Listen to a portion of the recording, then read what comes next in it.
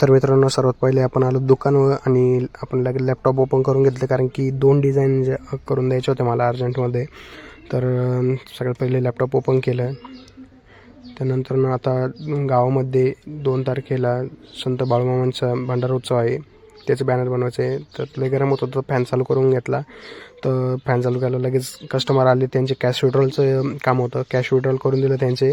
लगेच आपण तो बॅनर बनून झालेला आहे, हा अशा पद्धतीत बनवलं आहे. तर 2 आणि 3 तारखेला हे महोत्सव आहे, भंडारा महोत्सव.